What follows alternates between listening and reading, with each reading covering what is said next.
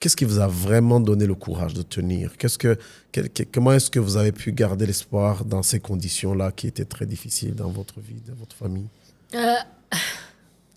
L'espoir, premièrement, au fait, le fait que mon enfant a bien évolué après les derniers mois, c'était bien, mais ça a fait que je me suis retrouvée à m'asseoir à la maison et réfléchir à tout ce que vient d'arriver.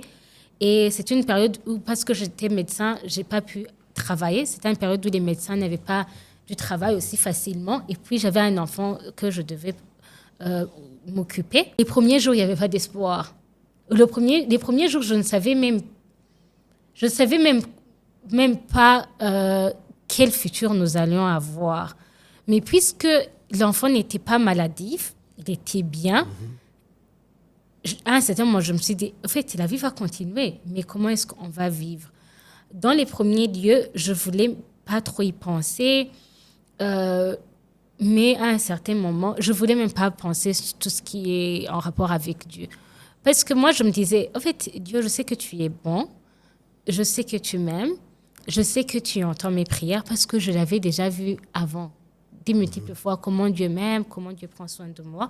Mais à un certain moment, j'ai dit, ce que tu fais là, je ne comprends rien. Le pire est que les personnes qui nous entourent, malgré qu'ils aient des bonnes intentions, qu'ils nous aiment, qu'ils veulent nous encourager, des fois, on ne s'y prend pas très bien.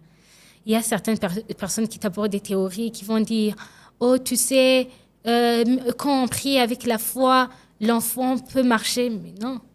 Mais non, oui et non. Ouais. Oui, peut marcher, mais s'il ne marche pas, non. S'il ne marche pas, Dieu reste Dieu. Dieu reste Dieu.